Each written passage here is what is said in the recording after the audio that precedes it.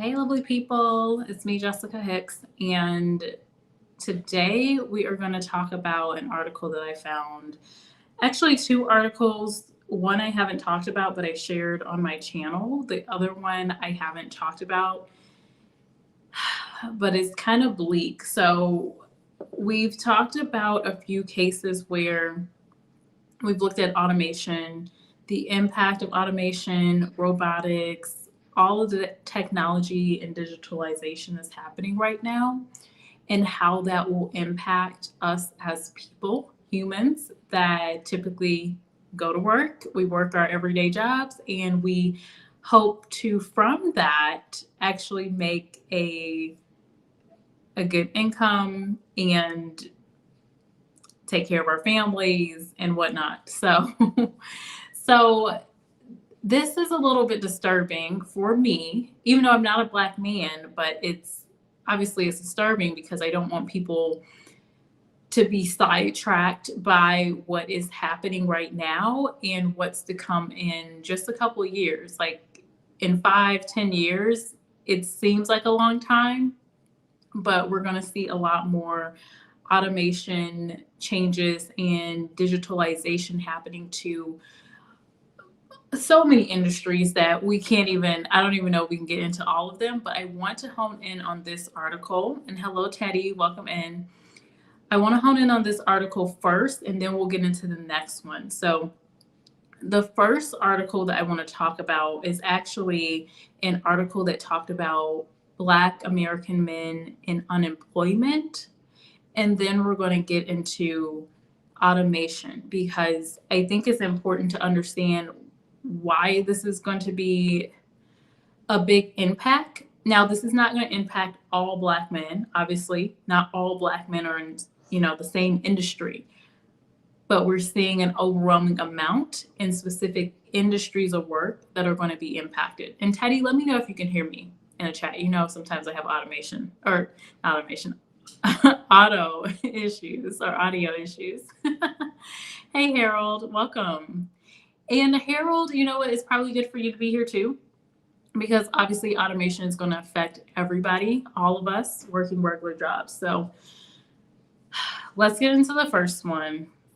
Let me pull up my screen here, and we're going to get into the article about unemployment first. Thank you, Teddy, for letting me know my audio is good. Okay, so the first article that I'm going to get into. Oh, and you might have seen this article around. I know a couple of people have shared it, and it's an article that talks about Black men unemployment. Now, we've talked about unemployment rates among Black men. We've also looked at Black women.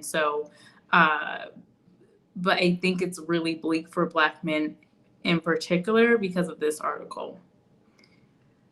And there's two. Yahoo Finance posted an article, and then it actually came originally from another site, so I'll share both of them. Don't want to share audio. Okay, so this is the article, and the title is "You Don't Fully Realize How Big This Problem Is. Black men continue to have the highest unemployment rate, costing the U.S. economy $50 billion a year." You've probably seen this kind of floating around YouTube, at least. That's where I first saw it. I think it was Paris Milan who first shared this, and I was like, what? Because I understood it, but the $50 billion number was what was, whoa, right? Okay. Hopefully I'm not echoing. Hold on. Okay, hopefully I'm not echoing. If you see me echoing, let me know. Hi, Amy. How are you? Amy says, I think I saw the stats for this on another channel. Yes, we're going to talk about this, but then we're also going to talk about another article. So I want to highlight this first because I think this is going to help us understand how big of an impact this will be in terms of the automation issue. Okay, so let me find it. Okay, so they're talking about, so we'll read this article, then we'll move to the next one. So they're saying the number of unemployed Black men in the U.S. has grown so much that it's costing Black communities $50 billion in income every year. So basically what I'm hearing when I see that is we're 50 billion that could have been income for Black communities is not there, right? Should be there, it's not there. The study found that there's an employment gap of about 1.4 million jobs between Black men and their Asian, Hispanic, and white counterparts.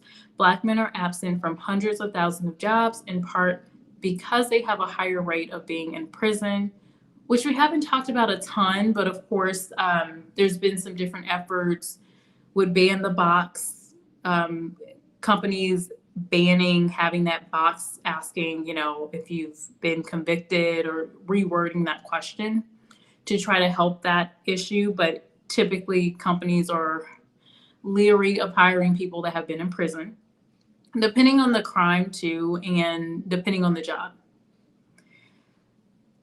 Being killed, and we know about Black on Black crime. We can talk about those rates, but we're not going to get into that today. Or simply being looked over for positions, which that gets into more either discrimination in some cases, but then also skills. And I've talked about on this channel multiple times, and this is where we're going to get into the automation area, is that you have to have skills that companies actually want, and people are not skilled. This is the issue.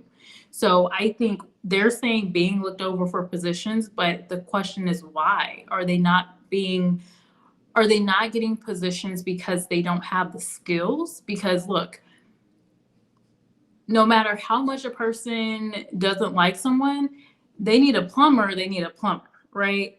If I need someone that has cloud security skills and I can't find people, I don't care that you're a Black man. We need you, and we're willing to pay. We need it, right? So being in a market with this, where the skills are very much in demand, is going to help that issue too. So we'll get into that later though. So this is what they're saying, right? 1.4 million jobs. There's a gap between Black men and their Asian, Hispanic, and white counterparts. So this is the article.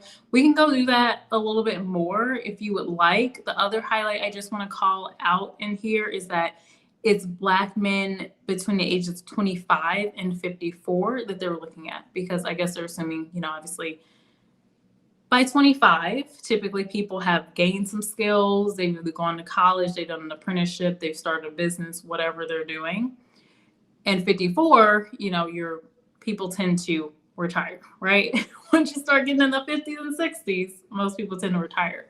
So just want to note that. And then he concluded that the writer of this article, Austin, concluded that Black men would have to nab about 947,000 jobs in a year to equal the rate other men are working relative to their population. So this study was relative to the population, right?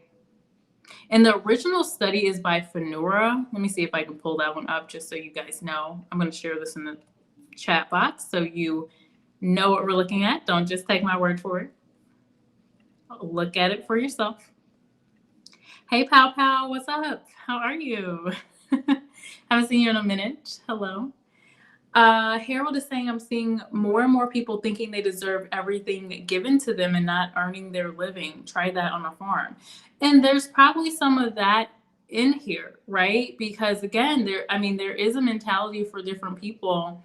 And I'm not even going to bucket a generation necessarily, but people that think that they don't have to get trained, they don't need new skills. I don't know if some of you guys might remember, but I had someone up on my chat a while back, and we were literally I can't say arguing, because I was just kind of like, you know what, I'm saying the same thing over and over again. But we're going back and forth about me telling them that they need to have skills. And this happened to be a Black man, and I think a younger Black man. And I'm just like, how are you like, I don't understand what the argument is. You need skills because of automation. And this is where we were. So Harold, I actually do agree there are some people that don't really get the fact that they are going to have to earn things. You're going to have to get skilled in order to get the jobs, or in order to start a business, or in order to kind of service yourself out. and make an income. So there could be some of that too. It's a mix of a lot of things here. Entrepreneurs as employed. So I believe that would be employment, like you're self-employed then. So if you're taking the census or if you're filing taxes, you're saying you're self-employed. Now, I don't think that would include people that are self-employed criminals because they're probably not paying taxes, right? But yes, that should be taken into account with a lot of these studies.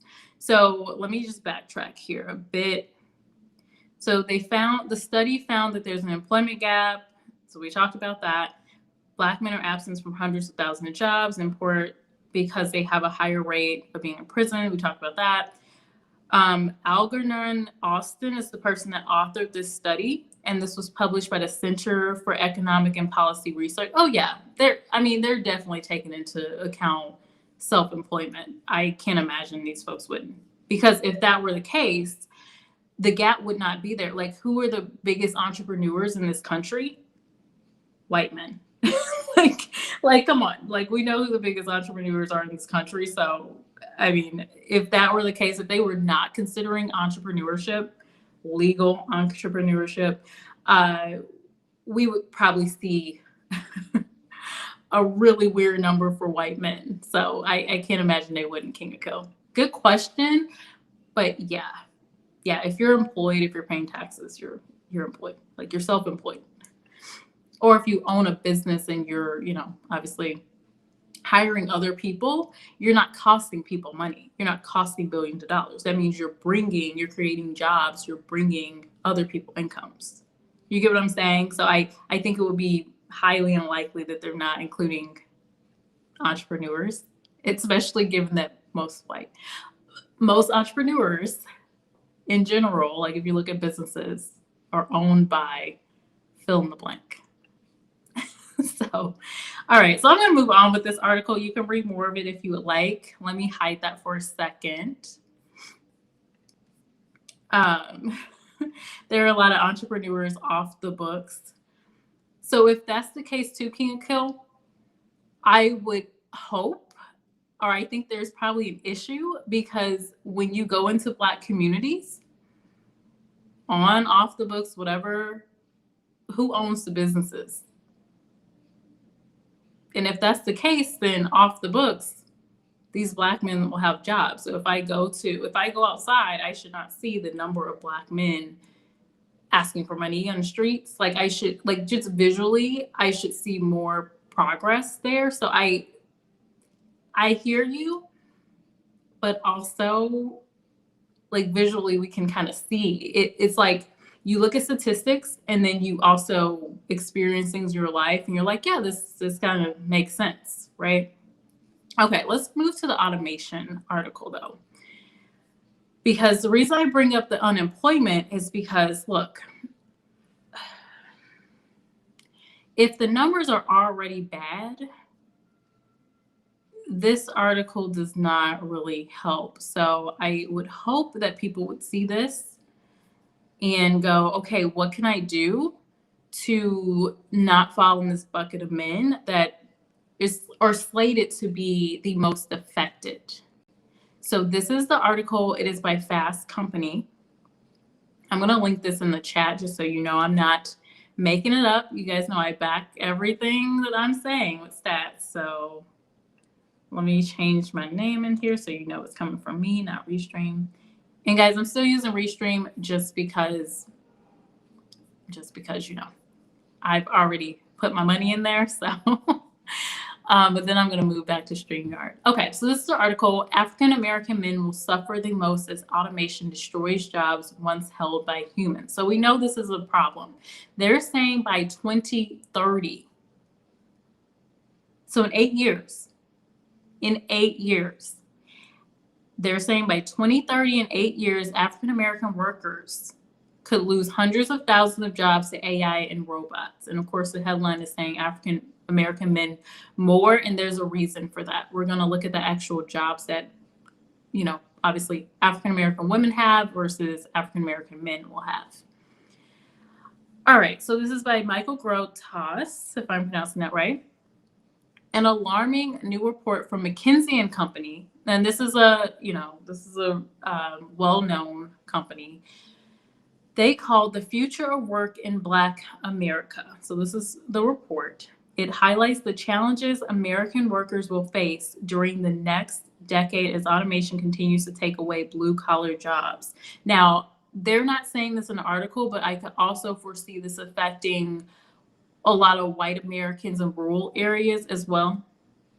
That's not highlighted here, but I mean, naturally, when you think about factory work and where they're located, typically in rural areas, and a lot of people in those rural areas get those jobs, right? So again, that's not highlighted here, but that's just something else I'm thinking about. So the future of work in Black America. It highlights the challenges American workers will face during the next decade as automation continues to take away blue-collar jobs. While the negative effects of automation are expected to hit all demographics, Black American males are the group that will be most affected. And they're gonna state why. Automation refers to software, artificial intelligence, and robotics. I say robotics, I say robots, taking over low-skilled jobs. Keyword, low-skilled jobs. Remember, I was just saying, and I've said multiple times, we have to make sure we're getting skilled up, low-skilled jobs that once required a human to do. Businesses are rapidly pursuing automation advancements because of their cost-saving benefits. You don't need to provide AI robots with sick pay, health insurance, overtime. So we know all of that, right? So these are the stats that McKinsey and Company got into. Some of them are on the thumbnail, and we're going to get into more. So the first one is Black male Americans are overrepresented in high displacement job categories. So what are the high displacement job categories? These are the ones that are going to be likely lost due to automation. So here's where we are. Office support, like secretaries and data entry. Now that raised an eyebrow for me because I was like, you mean white women and Black women? But this is the sector, they're including it all together.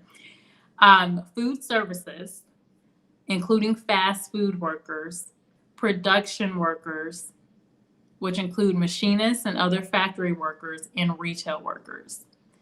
Black male Americans are also underrepresented in low displacement job categories. That is, jobs which are expected to feel the impact of automation the least. And I'm sure the Black men that probably need to watch this video aren't going to watch this video. But basically, what I would see if I see an article like this is, okay, if I work in a production, as a production operator, I need to be taking steps to move to something else in this category of low displacement jobs, right? So these are the jobs: creative jobs, health professionals, teachers, business and legal jobs, property and agricultural jobs.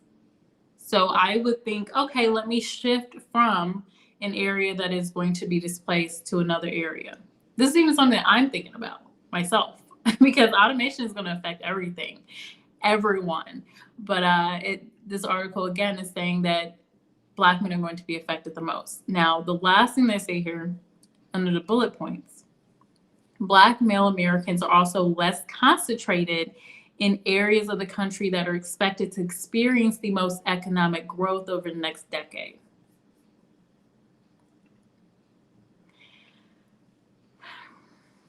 In contrast, they are more concentrated in areas over the country that can expect the least economic growth over the next 10 years. As the report states, African Americans are underrepresented in 5 out of the 6 projected fast-growing geographical archetypes and overrepresented in 2 of the 6 lower-growing archetypes. So they are saying here that Black female Americans are expected to better weather the automation storm. However, that's mainly thanks to the fact that many of the careers well represented by Black women include home health aides, nursing assistants, personal care aides are expected to be more in demand over the next day. That's always been in demand. Like all nursing, anything related to nursing has been in demand. So that makes sense.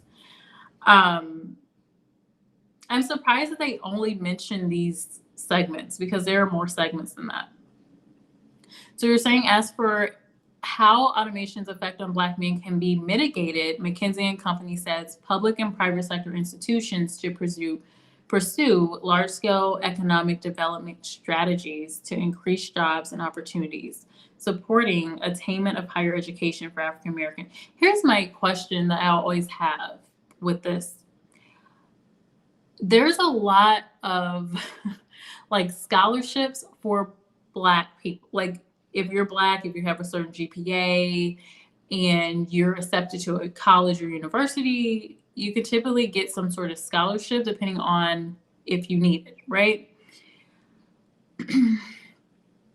However, Black girls are typically going to college proactively, but what I see personally, you guys can tell me if you're wrong, what I see for Black men or Black boys is that they're aspiring or putting all their focus on sports, football, basketball, like that's kind of how they're going to make it, or the music industry. They're going to be a rapper. And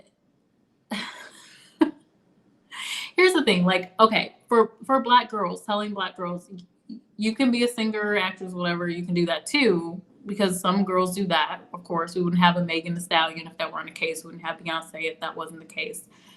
But the normal, like just your everyday, Black girl has probably heard, yeah, go to college and get a degree, get a good job many, many times. Whereas Black boys, I'm not a Black man, so I can't say specifically, but I can only go by what I've heard. The aspiration normally isn't college. It isn't, yeah, you're going to go to, I'm going to go to college, and I'm going to go, if they are going to college, it's like football scholarship or something tied to that, something tied to football. And my big hang up with, especially a sport like football, is like, okay, so one, not everyone's going to make it big. The other thing is, in your attempt to try to make it big, you're probably going to undergo a lot of brain damage. So I don't know. Like, I think some of the cultural norms for Black boys taught by other Black men and boys, like it needs to stop. I think that's the only way that you start to get some of that thinking into, hey, you can get this scholarship and go to school like these Black girls are doing. So that's just my 2 cents on what they're saying here. But they're saying how to do this. The strategies are supporting attainment of higher education for African Americans. Again, I think it's there. Like there's grants, there's scholarships, but I don't know if Black boys are really seeking those scholarships, right? And then of course you have to have certain GPA. So if you're focused on sports consistently, but you can't read, you can't write, well, how are you going to get into a college or university, right? So there's a lot there too. They're also saying that McKinsey and Co. says significantly underrepresented in the population that has a bachelor's or graduate degree. Now, I can imagine they're talking about Black women in that. They're saying African Americans, but we've already looked at statistics from the Brookings report, where we see that Black girls, Black women are going to get education, whether it's associates, bachelor's, master's degree. They're going to seek out education at high rates, whereas Black boys aren't. So what are you saying? Enabling occupation switching and reskilling. Again, we're seeing skills here multiple times in this article, which I talk about constantly. As many of the men most likely to be affected already have the skills to work in the other fields that are less likely to be impacted by automation. I don't know if that's true. Because if that were the case, then it would be pretty simple to just move to another industry. I think the issue is that folks aren't getting the skills.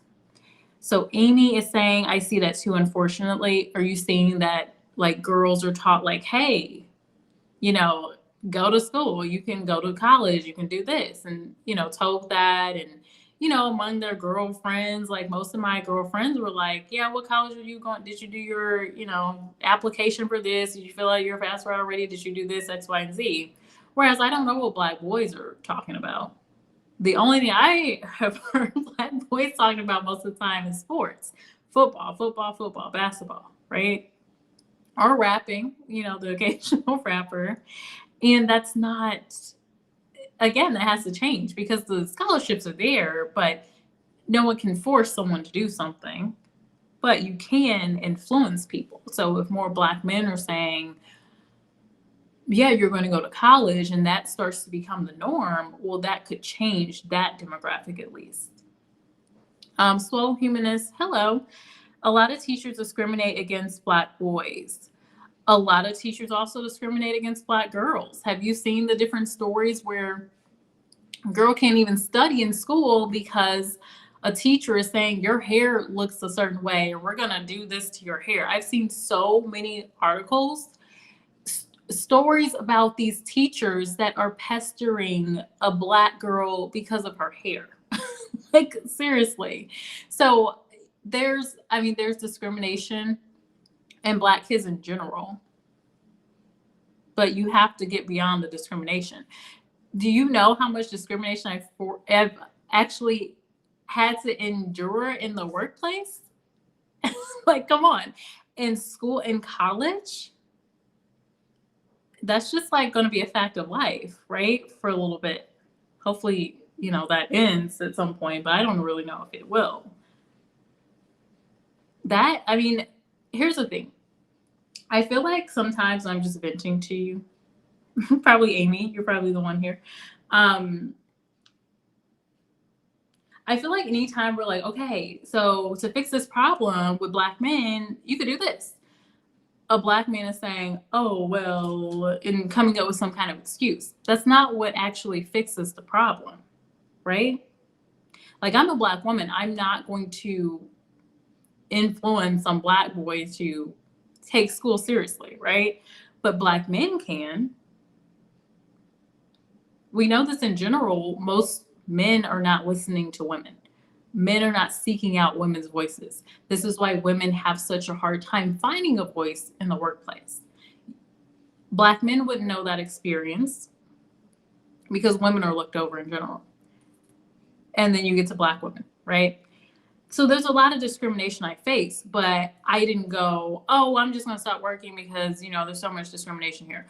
Oh, this teacher is racist and I'm just going to drop out of college because the discrimination is just too much. I can't do it. Oh, this high school teacher. Oh my God, I dealt with a high school teacher. It was a black man at that. Literally taught nothing in the class and gave grades. I won't even go there, but gave grades based on, he was basically a sleazeball. He was a sleaze. He was a douchebag, whatever you want to call that. And gave me, like, I had a row of A's and like legit classes, right? Trigonometry, one of them. And this man gives me a C in what was supposed to be, I'm trying to remember what it was called. It was like not really a study hall, but it wasn't really a class, honestly. And he just threw grades. I could have been hung up on that forever and be like, oh, he discriminated against me. This black man discriminated against me. No, that's not, you have to focus on actual solutions and what you can do. Anyway, not saying that doesn't happen, but I'm really tired of hearing someone says, hey, this is a solution that you can do that can help. And then someone goes, oh, discrimination. Okay. How do you get past that? How do you teach people to get beyond that or to go another direction? Or maybe they will experience less of that. Okay, I'm done ranting. I'm done ranting for a sec. Amy says there needs to be more initiative shown to boys, especially from the men. Thank you. Because look, for women, I've seen women throughout my family. I've seen even like teachers. Like, you have teachers that talk about their experience. any area I feel like of the Black community, I can see women that are saying, look, I did this. I went to school. I did that. This is what you can do. This is how you can do it. I don't know if Black boys have that though, right? Hey, KB, how are you? Sending me hearts. Thank you. I need that because I was like, look, I'm about to start ranting because I get so annoyed. I really do. All my girls have locks, King of Kill says. I would slap the taste out of a teacher's mouth if they would say something about their hair. King of Kill, these teachers are wild. I would like if I had children, literally I feel like I would have to homeschool. This is why I would only have children if I could be in a place where I'm homeschooling them at a certain point, and then they would go to, like a, I don't know, private or public school. It depends. My thoughts on that kind of go back and forth, but yeah, I would be homeschooling them at a certain until a certain age. Okay, so this is the article. I really feel like it comes down to skills. That's just it. I do want to find out though, because they mentioned something in here. They mentioned high displacement jobs, and then they mentioned low displacement jobs. And they only mentioned creative jobs, health professionals, teachers, business, and legal jobs. Business jobs they're probably bucketing into that, the corporate functions, so accountants, your IT, engineering, those sort of jobs, they're not pushing that. And honestly, what could happen is kind of like what you see in some other communities. Like if you look at Nigerians, a lot of times the teaching to the Nigerian children is, okay, here are your options, right? Okay, IT, engineering, medical school. They're your options, right? Not to say that that is necessarily healthy, but I think having, parents that are like, look, be realistic about what you want to do. So if you deviate away from that, we need to see some results, and we're probably going to judge you if we're not seeing the results. I think a lot of that is healthy. If you look at Indian communities, I've heard them, share some of the same. Haitian as well. Medical school, engineering, IT, technology. What are we doing here? So versus, again, with Black boys, and King of Kill is probably the only one here that can talk to that about what boys are told. Like, what were you told as a kid about just your future career and how you're going to make money? It should not be use your body, which sports, in my brain, sports is just you're using your body, right, to make money. And with that, you're damaging your brain and your body. Why not teach these boys to use their brain as well? If they want to, focus on football and sports, well, you also have to do this. You also have to have these other options. This is what I'm expecting of you. Versus I expect you just making a football. That's just it. Football and, oh my gosh, I'm thinking about a comedian. He was like, it's a controversial comedian, but he was making jokes about like going to tell Black kids, this is what you got to do to make it, entertain white people. And I'm just like, oh my gosh, it's a terrible joke, but you guys might know what I'm talking about. But anyway, there should not just be those options. You should be in entertainment, right? That's my point. King of Kill says us men need to face these stats, and as Amy said, take initiative. Exactly. We must work as a group because we were attacked as a group. There you go. And something that I do think, though, is that I actually doubt that as a group, Black men are going to make the changes really quickly, right? But if enough Black men are actually seeking out the education and helping other men, even if it's just in their own community, even if it's just in their own family, their circle, that will even help, right? But yes, I agree with your point, King of Kill. I do. And that's the problem. The men that are going to suffer from automation, they're not going to watch this video. Is going to be the men that are actually seeking to upkeep their skills, trying to be competitive. They're the ones that are going to watch the video. The men that probably need to watch the video or need to see the article, at least, probably are not going to. But anyway, going back to the low displacement and high displacement job categories. So I want to look this up just so I can see it, because I want to know what the categories are. Because I feel like if I'm in this group, then I want to, get away from that. I want to get away from the high displacement jobs to the low displacement job categories. I'm going to say for automation. Let's see what comes up. And then I'm going to get off of here because I'm actually tired. I had an aerial class today. I'm tired. I did like 8 moves and I'm wiped out. Okay, so let's look at what this is. So this is like an article. Okay, which occupations are at highest risk to be automated? Everything.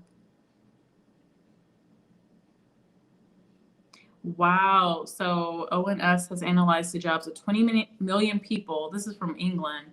Has found a 7.4 at high risk of automation.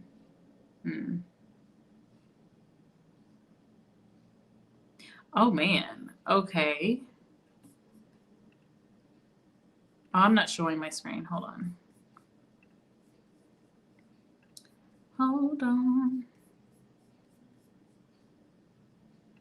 What's this? Okay. I haven't seen this before, but you can go in here and choose an occupation. So I kind of want to selfishly look at human resources, because I already know human resources, certain jobs are going to be like these administrative jobs, probably first to go. Then the resource manager is probably take a little minute, because a robot I can't imagine a robot dealing with employment issues. You get a little chat bot that pops up on your phone. You are getting complaints about your hygiene. You need to take a shower. Like, you are getting complaints about your attitude. Please change. Like, I just don't think that's going to work. Okay.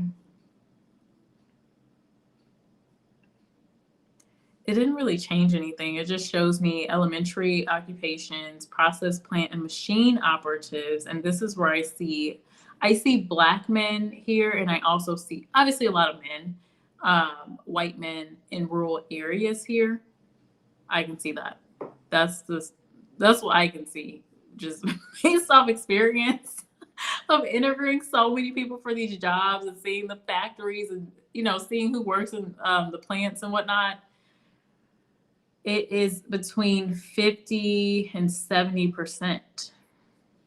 Whereas professional occupations, associate professional and technical occupations, and managers, directors, and senior officials, of course, are in the low risk. So they are between 15% and 50%. The bulk are closer to 25 and 30%. And then we look at administrative and secretary occupation. Now, this is where I can see Black women, and obviously just women in general, being affected. 55 and 65% between that number. Skilled trades occupations are at 55%. Roughly, I guess it depends on the trade, because skilled trades could probably be plumbers and mechanics and things like that too. Caring, leisure, and other service occupations, depending on what it is. Yeah. Sales and customer service. Sales, probably not so much, but customer service, yes. We already know that the chat box, we've got, telebots and everything else. So that does it's making sense. But I want to just remind you guys that the issue that we talked about originally is not the automation problem, but the fact that Black men are already overly unemployed. So if you're thinking about Black men, so they're already unemployed against looking at any other man, Asian men, white men, Hispanic men. Then you counter in a lot of studies that say obviously automation is going to cause jobs to go away. Then we look at, okay, so jobs are going to go away, and then we see that Black men are going to be the most affected. So what's going to happen to those unemployment numbers? If we already have a $50 billion issue with unemployment with Black men, what's going to happen?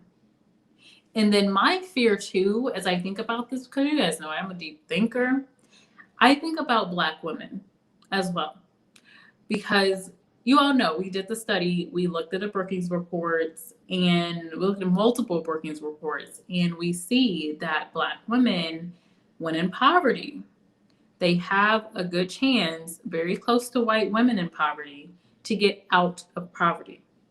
However, when they have a child, when they get with a Black man, whether they're marrying them or just having a child, those chances are pretty much gone. It goes back to being the same as Black men. So if we're looking at these women who had a chance, and now these options or chances for them are even bleaker because unemployment rates gets worse among Black men, what happens to the community if Black women have been kind of holding things up? Because we did see in those reports that Black women are breadwinners. Majority of the household, not all, because there, obviously there are Black men that are breadwinners in their family. I'm not saying that, but statistically speaking, Black women are, whether that's because the man is not there or that he is there and not working, we don't know. We don't know those, specifics, but we know generally speaking, statistically speaking, Black women are breadwinners. So what happens to the Black children, what happens to obviously the Black American future? So that is what I think about with this too, because even if you're not a Black man, it affects, and I think it affects everyone from what happens when poverty increases, crime increases. So there's so many different aspects to look at. I had one Black teacher in high school, and he was very pro-Black. He encouraged the class through videos and guests to get an education to help our community as a whole. He taught us the big picture. Oh, I love that. I've had some really good teachers as a whole, but that one man I remember. I also remember a Black teacher in high school who taught economics, and he was the first person that got me thinking about economics and financials. And he actually would give Black boys tips, and I don't know if they really listened to him, but he was real cool. He gave people some good tips for just thriving. Can't kill that mindset can even be expanded to more Black children if we have our own educational institutions. So I think, yeah, if we had our own schools, which Can't Kill, you can answer this question, your boy, Dr. Umar. I say your boy because you're the one that I think first asked me about Dr. Umar on the channel. But Dr. Umar is supposed to be creating a school. Now, the only school that I know of from a Black man is Dr. Boyce Watkins, because he has the online school. I don't think there's a real brick and mortar school, but there are online schools that or classes that you can pay for. And I think some of his classes are even free. Honestly, he's the only Black man in the community I would say is actually doing tangible things I can see. He has an interesting approach, but he ties in entertainment and some other things to try to reach more people. But yeah, I don't know. What do you guys think? I'm gonna close this out. I'm gonna drink a little of my tea for a minute.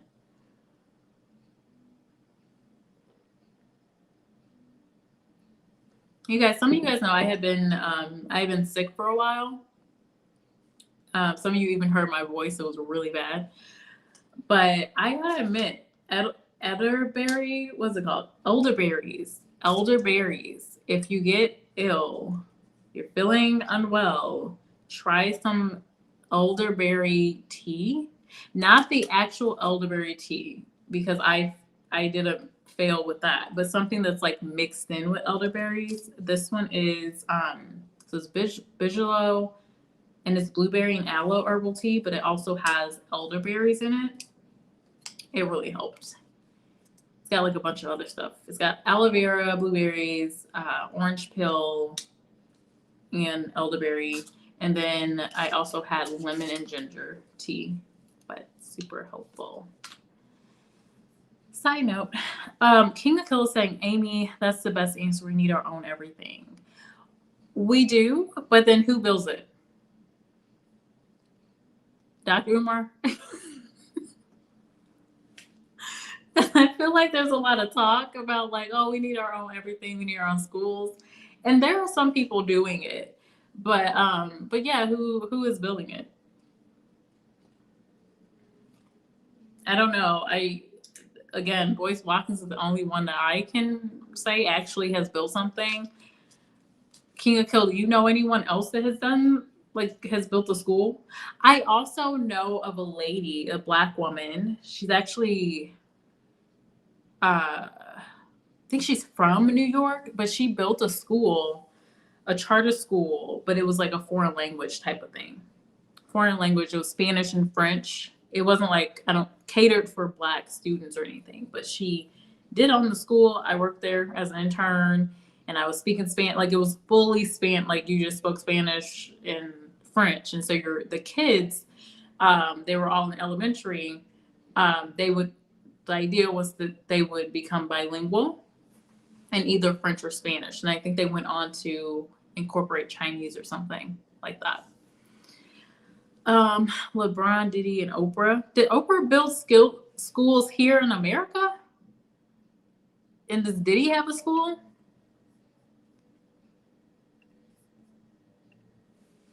LeBron has a school too? I think LeBron does a lot for his back home community in Ohio. So, oh, he does have a school. Okay, so LeBron has I Promise School in Akron, Ohio. Well, that's cool. School will be fully Oh, it hasn't. Okay, so they haven't. So it will be fully operational by 2022. Eventually teaching grades 1 through 8.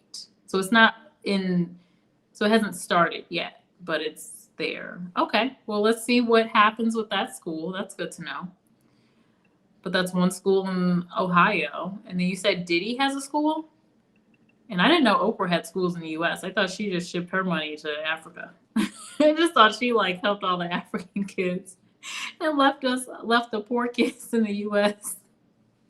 I'm joking, but I really thought that that's what she did. But let's see, Diddy school. He has a school in Harlem. If I had known that, I would have visited. This is what? Okay, so it's the Music Mogul announced Thursday the Capital Preparatory School will move to the Church of All Saints in school. What? Okay, hold on. Capital Preparatory Harlem Charter School. Oh, it's a charter school. Okay.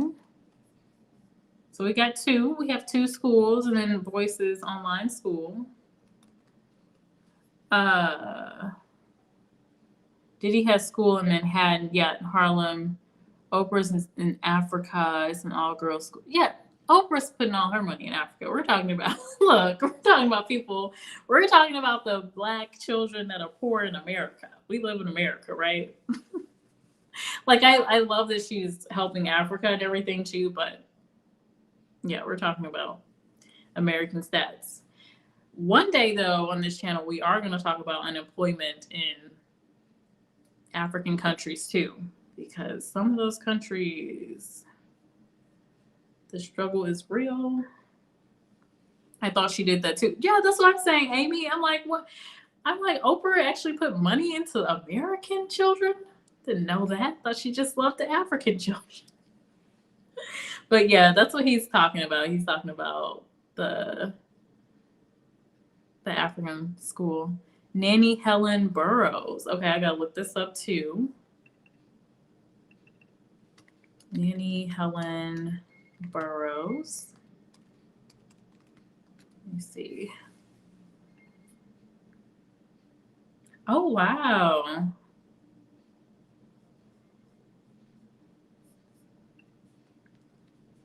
Hmm. Look, she's beautiful, by the way. But Nanny Helen Burroughs School, formerly known as National Training School for Women and Girls. Wow. Now this was done, added to NRPH 1991. Wow, that's awesome. I wonder who started this? Was it Nanny Helen Burroughs or around 1880? Nanny Helen Burroughs was born to a formerly enslaved couple in Orange, Virginia. Her father died when she was born, or when she was young. Mother relocated to Washington, D.C. Burroughs excelled in school and graduated with honors.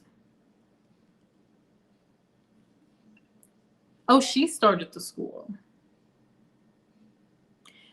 Burroughs decided that if she could not get a job as a teacher, she would start her own school. Look at that. I'll show you guys what I'm looking at. She's beautiful though. Look, this is what I'm talking about. This is what I'm talking about though. So this Black woman had started a school back in the day. Thank you, KB, for sharing that. Wow.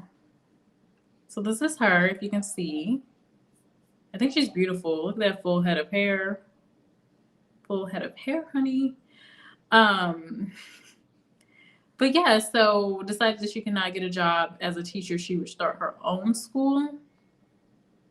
And this is from the Washington Post. So she said, and again, you guys heard the guy earlier, Swole Humans, came in and said, Black boys suffer from discrimination. Okay, look at this. Denied a teaching job for being too Black. She started her own school and a movement. Look at this. Thank you, KB. Again. So stop with the excuses and the victimization. Kind of like what Harold came in here and said, like, you have to earn it. Like, you have to do something. You can't just say, oh, well, I'm discriminated against, so no, that's just not going to cut it. That is awesome. Nanny Helen Burroughs had graduated with honors from this prestigious M Street High School in the nation's capital. Nor did being African American disqualify her. The administrators were hiring people of color to teach in the city's segregated schools. Still, Burroughs' job application to a DC public school was rejected in the 1890s. So this is back. Y'all, come on. 1890s. Likely because of prejudice of colorism. So they're saying likely. So I don't know all the details. We're going off of the Washington Post article. A preference for lighter-skinned staff. Put simply, historians say the Black people doing the hiring believed her to be too Black. So this is discrimination of a Black woman from Black people because she's too Black. She's too dark. So me going into a place, because I'm dark-skinned, so my dark skin tone back in this time would have been a problem, right? Would have been a bigger problem because I think it's already still a problem for some people, right? Can't handle it. Oh, too much melanin for us. Even for Black people. Yes, the colorism. 1890s. Sorry, we weren't really going in this direction, but here we are. Thank you, KB. So an idea was struck out of the suffering of that disappointment that I would someday have a school here in Washington that school politics had nothing to do with, and that would give all sorts of girls a fair chance. It came to me like a flash of light, and I knew I was to do that thing when the time came. Burroughs decided that she could not get a job as a teacher. She would start her own school, and the school That school was only the beginning of a long and illustrious career as an educator, orator, businesswoman, religious leader, and activist. Okay, I got to read up on her. She would build or lead nearly a dozen prominent organizations, winning her a place among luminaries of the time, rubbing elbows with Booker T. Washington, W.E.B. Du Bois. Didn't one of these men have a school too? Someone tell me in the chat if you know. And then spending time with a young Martin Luther King Jr. Y'all, I was gonna make a video about MLK. Good and bad, but I was gonna make a video. And then I decided not to. I decided you know what, let me just let that man rest in peace. Just gonna let him rest in peace. You know what? There will be enough videos probably about that man. There will be enough good and bad content, I'm sure. Let's see. King of Kill says, also there are schools down here that are majority Black, top of the bottom. Oh, in Atlanta, yeah. Colleges I know of. I don't know of high schools though. I'm not as familiar with high schools, like in different parts of the country. You said top to bottom? Okay. I know, Amy. Isn't that awesome? Like, seriously. And then we have someone coming in here, unlike King of Kill, who's having a discussion, comes in and just, oh, well, Black boys are discriminated against. Well, yes, a lot of people are discriminated against. Not even just Black people. There's a lot. I mean, Asians are even discriminated against. And look at Asian men. But there's a different focus. I don't think Asian boys are being told, oh, actually, we can all guess they're not being told, oh yeah, just use your body and work and play football. Oh, just be a rapper. No, I think that has to change. Because obviously kids are like a blank slate. The culture is what taints people. I don't think anyone is inherently, well, I think most people are not inherently bad, right? It's the environment, it's a lot of cultural things that are taught. And so if the culture is teaching you need to do X, Y, and Z, and they're not good things, well, we're going to have a lot of bad things going on. That's my stance on this. So we looked at both articles. We looked at the unemployment. We looked at the automation article as well. That is the video. And I'm sorry if you're just coming in. You'll have to watch the playback. We just discussed the article. We started with unemployment. Because what I'm seeing, if this happens, this is the purpose of the video. I want more, I want Black men, if you are in like a low displacement or high displacement job, to go, okay, well, let me get skilled in engineering, IT. Like you don't need a degree for a lot of these things. Creative jobs was another thing listed as low displacement. So you can create graphics, for example. Graphic design, you don't need a degree for. It's helpful, but you don't need a degree. Production jobs, right? There's a lot, like writing. King of Kill, we talked about writing and being a creative writer. There's other opportunities. And I think, just staying away from that kind of victim mentality or just doing the same thing that you've seen others do and seen them fail, like you have to change at some point, right? So that's the only way that you get past these things. But it's scary to see. It's very scary to see these articles where they're headlining it up with Black men continue to have the highest unemployment rate, costing the U.S. economy $50 billion a year. So that's the first article that I saw. And then the next article that I saw, minding my business, reading Fast Company. African-American men will suffer the most as automation destroys jobs once held by humans. Now, I actually found this article, I wasn't just scrolling. I was looking for automation statistics, and this came up, and I was like, what? No, we can't take more bad news.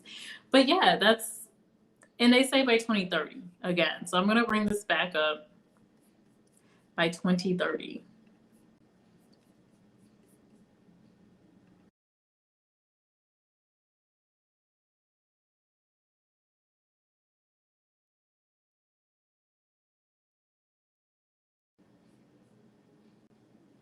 So again, that says African Americans, but when we dug into the article, they're really highlighting jobs that are typically held by Black men. Also, this is the other thing I wanted to show you guys real quick. The original article is this. I don't know how to pronounce this. Fanura. And they're saying, I forgot about this, but they titled it Elected Officials Need to Do More. Joblessness Crisis for Black Men Costs the economy about $50 billion per year. Now they're saying elected officials need to do more, but then when you get into it, they kind of get to some of the same things.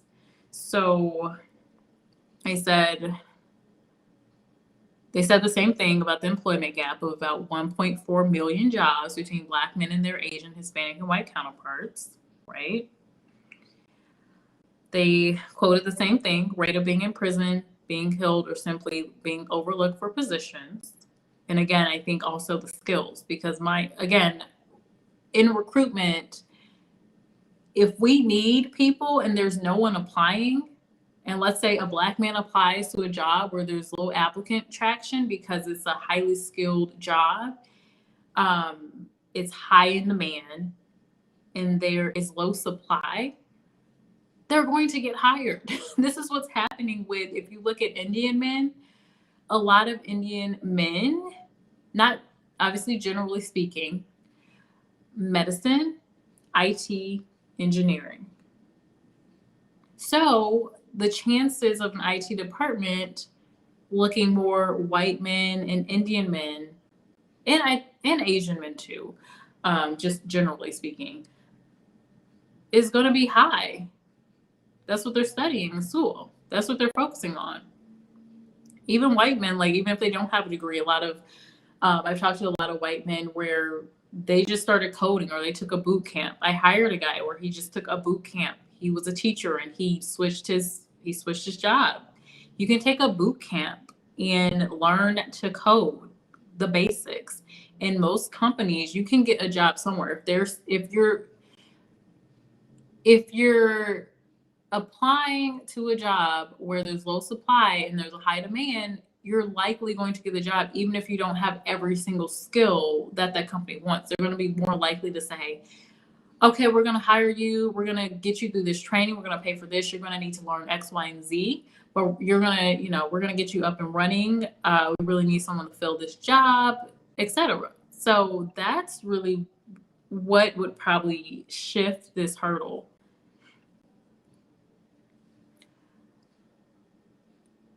But they're saying Black men would need to nab about 947,000 jobs in the year. They were looking at employment data from 2014. Austin study said. To equal the rate of other men. In that year, they would have had to nab almost 1 million jobs. That's crazy.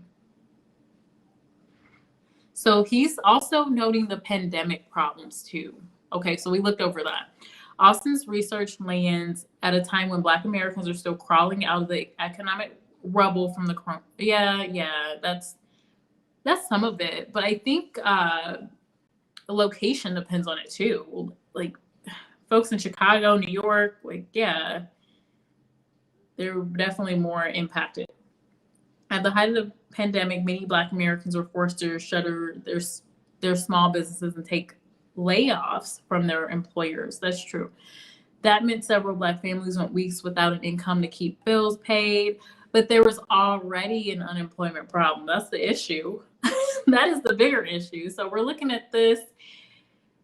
So there's already issues. So what happens when something else happens? Which is something else that could happen is automation, but there could also be something else that we don't know about, an external factor that we can't control. And what does that do to this? Black Americans had the highest unemployment rate throughout the pandemic. Government data shows, yes, because that is true for Black women too. Black women have lower employment numbers from what I've seen too, but just not in comparison to Black men. The global health crisis financially hurt Black employees and employers alike. Although Black entrepreneurship exploded in major hubs like Atlanta, Houston, Miami, New York, yes, and we talked about Black women.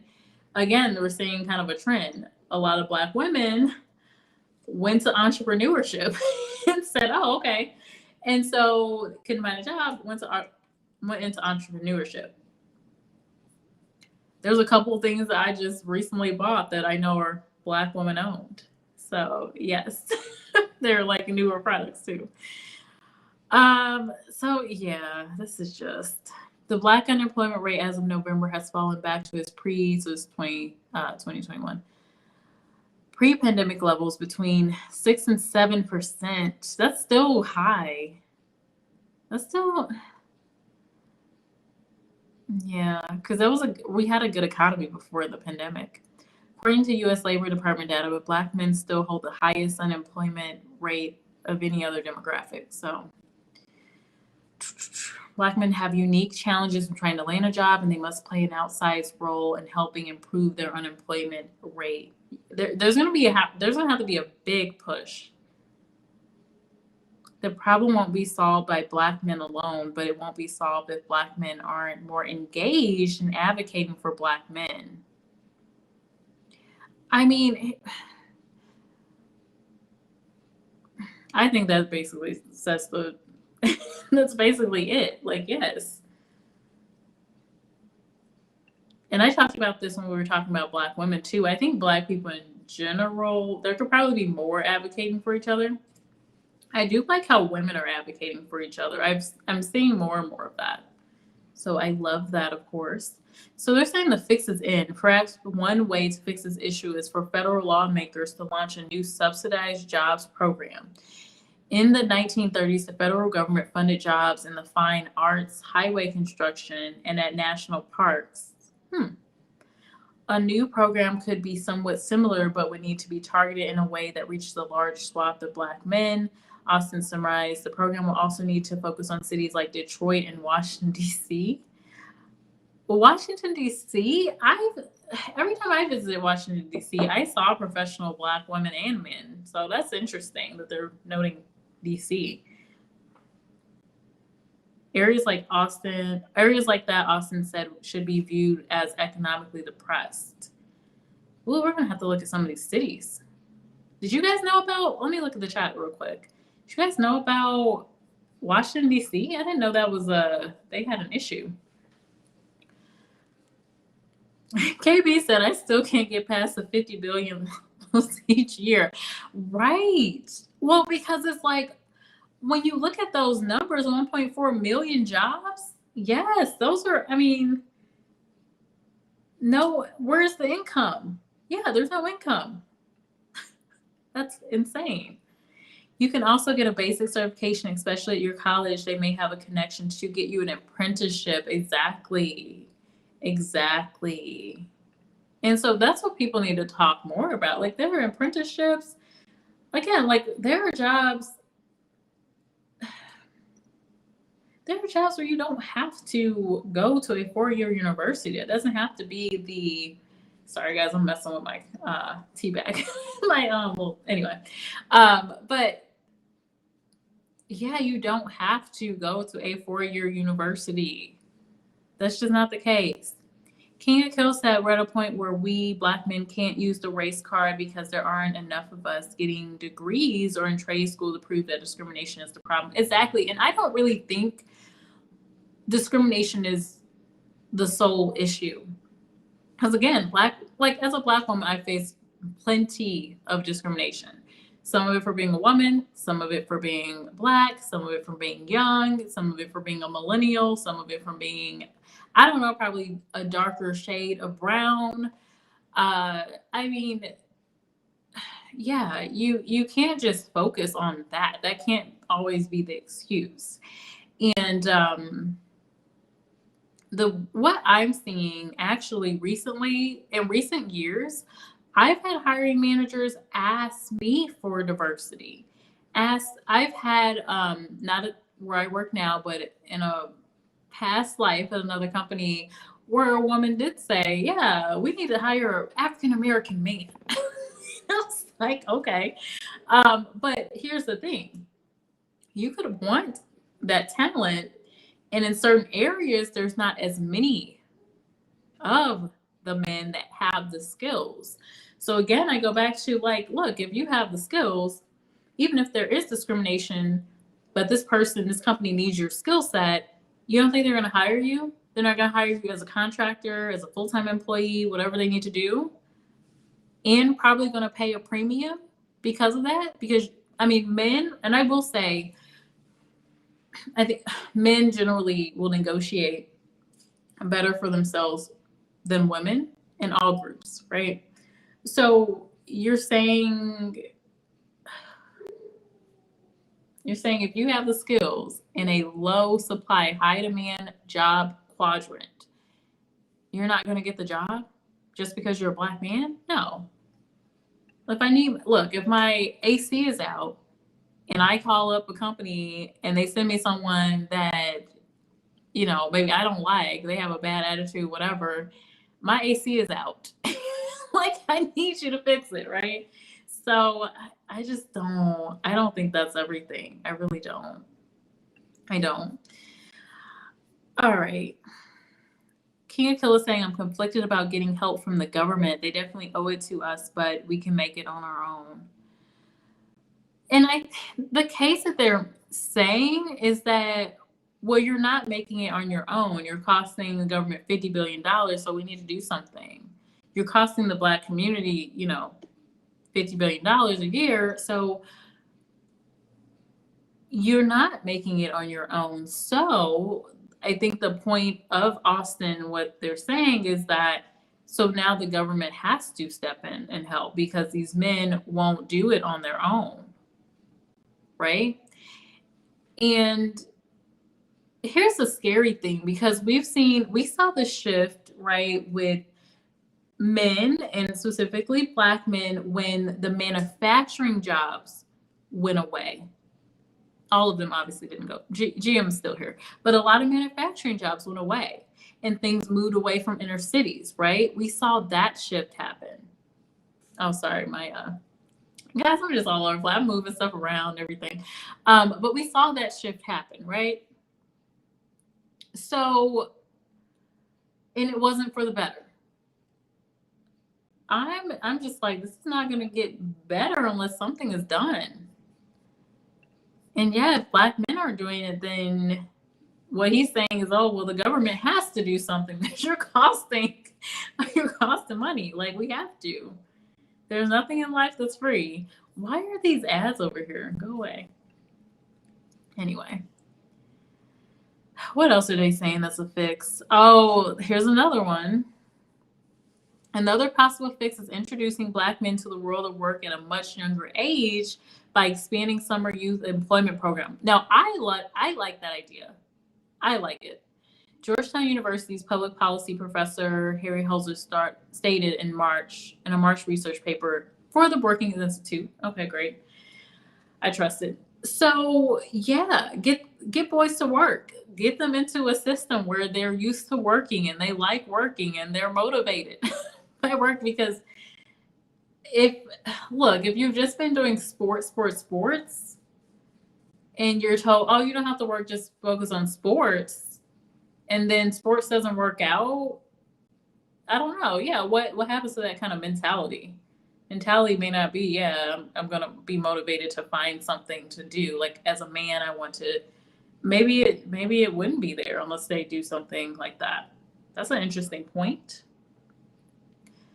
Holzer also suggested reducing the incarceration rate, pumping more dollars into pre-kindergarten in black neighborhoods, and raising the federal minimum wage would help boost black male employment. Well, reducing the incarceration rate means more equality in the justice system, right? In the first place. So yeah, there's a lot that needs to be done there.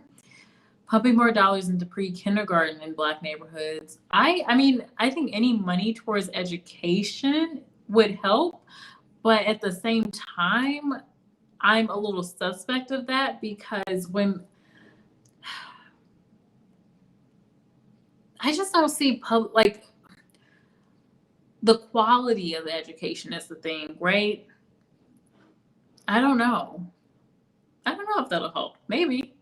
But we see that black people are getting the same education, like black girls, black boys, right? Going to the same schools, even if it's a crappy school, right? We do see this trend of black girls going throughout school, getting better grades, going on to college.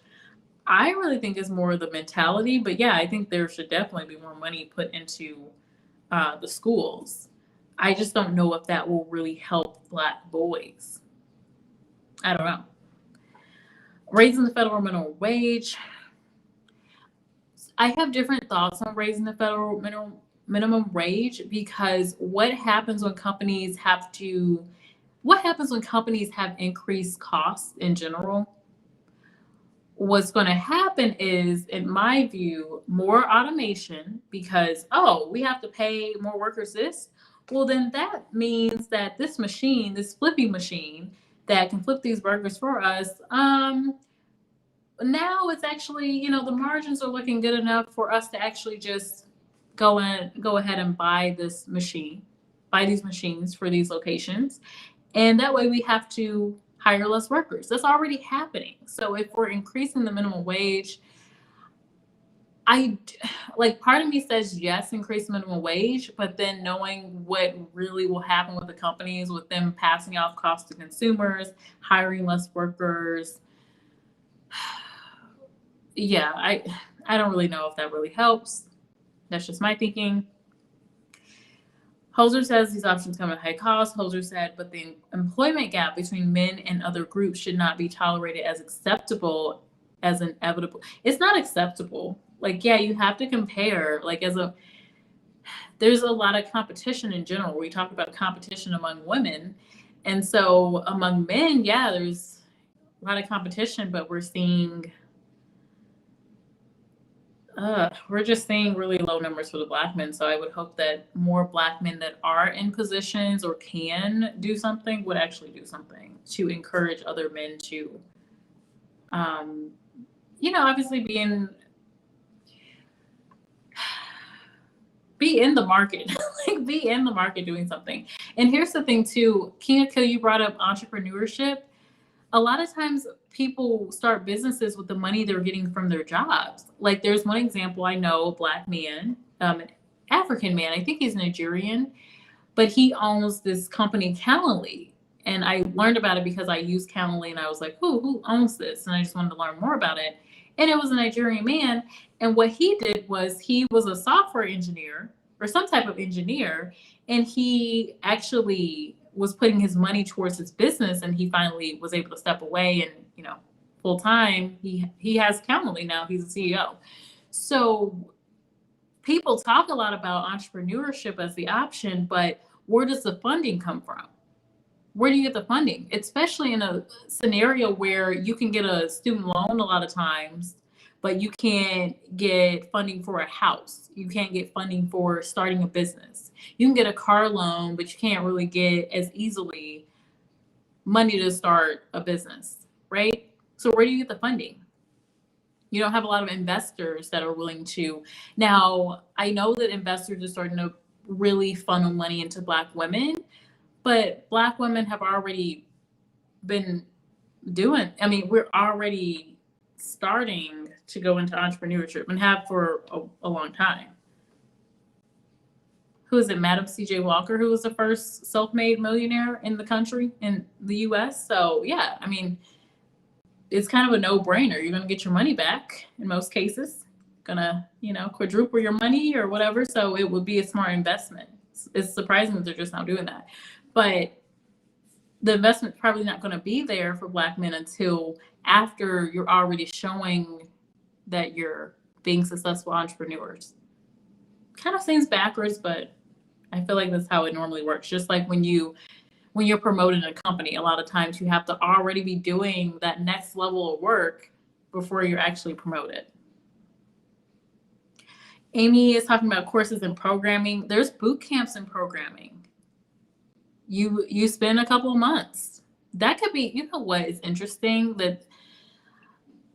That could be something that you could do, right? With this whole summer youth employment program, they could implement coding programs or something, because what are the most high paying jobs? Normally, entrepreneurship, of course, medical, science, the STEM jobs, right? Normally. So if I look at that, anesthesiologist, looks like you see a lot of medical stuff. But obviously that takes a little bit of time in education. We're seeing, let's see.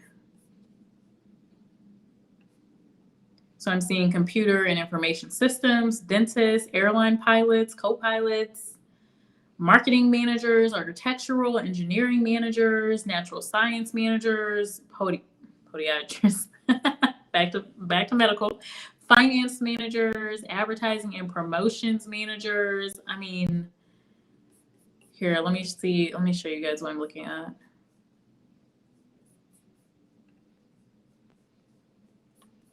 But yeah, KB is saying we need to bring back wood shop in high school or have it as a club, get them interested in building something. Right. Get these boys interested in doing, like, and we already know the state of affairs in some households where there's no man there. Obviously not every household, but there are some. And that's a little bit of a problem too, because yeah, you're not seeing men doing anything. Well, then what is that message to you? You do nothing? Oh, I don't do anything. Men aren't doing. Like, I mean, again, because I think children really are blank slates. So whatever the culture is telling them to do, whatever their people are telling them to do, whatever their families tell them to do, people around them, obviously their friends, whatever, we're getting all of those messages. So if I turn on TV, I see the news and they're showing Black women legislators. So I'm like, oh, okay. All of that goes into my psyche. If I am growing up and I'm seeing my different family members, I'm seeing the women going out to work and they're talking about what they do, and they're going to brunch and they're with the girlfriends, they're talking, they're doing this, and they're going to spa days. I'm gonna be like, oh, that's what you do. If I see a lot of women in my family they're not working and they're just sitting back, they're relaxing, they're going to spa, they're going to massages, they're taking care of home, they're raising kids, well, that's going to teach me, oh, that's what I need to be doing. Again, unless I'm seeing or I broaden my horizons more. Just saying, that is a part of it too. So if you're a boy, if you're a Black boy and you're not seeing the other Black men doing something, how are you going to I'm just like, how? So again, it always goes back to the men, because obviously boys are going to look at men. They're not going to look at women and go, yeah, that's what I'm aspiring to do, because as a Black girl, I didn't look at men for any of that. Let's see. Oh, here it is, right here. Okay, so this is what I was looking at before. So this is just careeronestop.org, and they've listed out 789 occupations in the U.S., and they're showing the annual and hourly amounts of pay and the type of education needed. So a lot of it at the top are going to be medicine, right? Your surgeons, your obstetricians, anesthesiologists, all of that. But once you get past level 10, you're going to see chief executives, you're seeing nurse statisticians as well. Number 15 line, you're seeing airline pilots, co-pilots, flight engineers. Compensation over 100,000, bachelor's degree needed. You're seeing computer and information systems managers, over 100,000 a year, bachelor's degree. Now, this is generalized, depends on what location you're in. You don't need a bachelor's degree, though. Like large companies, IBM, Google, they're saying, look, you don't even need it. That's how in demand a lot of the jobs are. They need people. So they're like, look, we don't even need a degree anymore. We just need you to know how to do the skill. We need you to know how to do the basics. We'll even teach you, right? They're showing marketing managers. You can learn marketing. Like, come on. They're saying bachelor's degree, but a lot more companies, especially your larger companies, your Fortune 500 companies, they are saying, even the companies I worked at and work at now, degree or equivalent experience. So if you have experience through maybe an apprenticeship, maybe you know someone that you can do some work with, you're freelancing, however way you can get it, you can do the job, right? You'll be qualified. You're also seeing natural science. You're seeing petroleum engineers. Oh yeah, they're making good money. Finance managers, sales, anyone can get into it as long as you have some skills. And the skills that you need with sales is just more people skill, negotiation, being able to just connect with people, understand what their needs are, and actually implement and offer what they need. Communication is really important. Soft skills. So you don't even have to learn the technicals. You just have to learn, more of the emotional intelligence, human, factor of skills. Pharmacists, lawyers, computer and information research scientists are down here again, over 100,000 a year. And it goes on. Even human resource managers are even on here, over 100,000 a year. Public relations. The list goes on. So there are options. People just need to know about the options and need to be motivated, right? And they're saying bachelor's degrees, but that's old thinking. You don't need a bachelor's degree in all cases. Now, there are some old school places that are like, we need a bachelor's degree. And you just look. That's not for you. Go to a company that is open to you having the experience versus a degree. A lot of those companies will change eventually as they see other companies being successful with hiring folks without degrees. I don't think it's important personally. I think it can be really good to see someone with a degree in a certain field, right? Especially there are some fields where you actually have to have the education, like in the medical field, for example. But yeah, King of Hill is saying more money will improve the quality. I think so, but even if the quality is there, if the motivations are still the same, what's going to change? Because what we're seeing again with Black boys and Black girls, well, even at the quality that it's been, Black girls have gone on to, education and different things. And what are the Black boys doing? Again, in my view, I'm seeing them focusing more on rap and football. And when that doesn't work out, where are their motivations, right? Torrance Arnold, hello, welcome. That is why we need more Black businesses owners help fund different things. Okay, what happens to help our own people? Yeah, I think more Black men should mentor Black boys and help them become business owners. If they did it, help them do something, right? Because there's money in the community, but what I'm seeing, a lot of that money goes out of the community, whether that is via how we're spending the money or via marriages even. A lot of wealth is transferred through marriages as well. So yeah, it's crazy. But yeah, there are Black businesses, but I don't know how many Black men own businesses, right? I could give that one example of just an ordinary, right? Not talking about celebrity, but ordinary guy. So ordinary engineer starts his own business. He uses his funding from work and he starts his own business. But again, that's the thing I think is the hang up too for people is how do you get started? Because to tell a kid like, yeah, just start, you start your own business, how, right? With what money is probably what they're going to say. Show me the blueprint. So we need to have the mentorship there to even show them how can you even do this.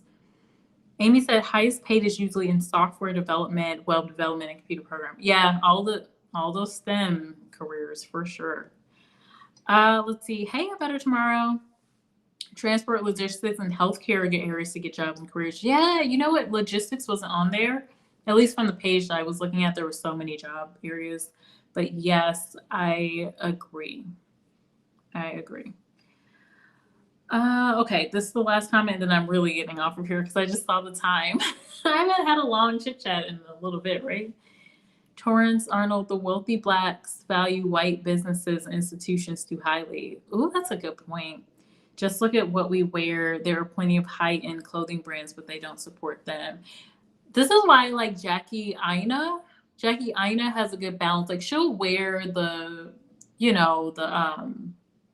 Gucci. I don't know if I've seen her in Gucci, but she'll wear some name brand stuff normally through a sponsorship. But she actually promotes a lot of African. I think she's Nigerian.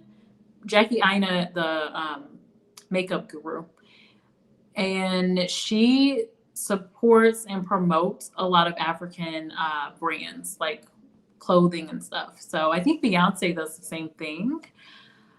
Rappers that I've seen, I don't think so much. Like I always just see people Gucci down and whatever and Balenciaga and whatnot. Some of the rappers like Cardi B, I wouldn't really expect her to because she's Latina. But at the same time, it's like, well, you're in the black space, so you should be you should be supporting, right? But I doubt it will happen. But she might. But I don't think I've ever seen her in anything other than like she was with Fashion Nova for a while and some other stuff. But again, she's Latina. But even requiring some of these celebrities to, maybe we as people need to require them to start valuing the black businesses. Like we're not going to support you unless we see you supporting, black people for real, putting your money back into the community.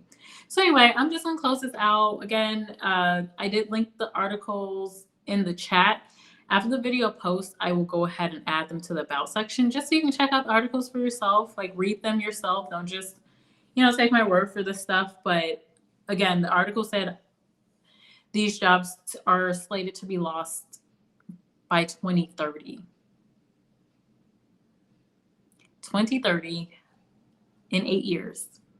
8 years is not a lot of time. So my hope is that you don't have to share the video, but you just like sharing the message, sharing the article at least with more black men that maybe work in some of these industries.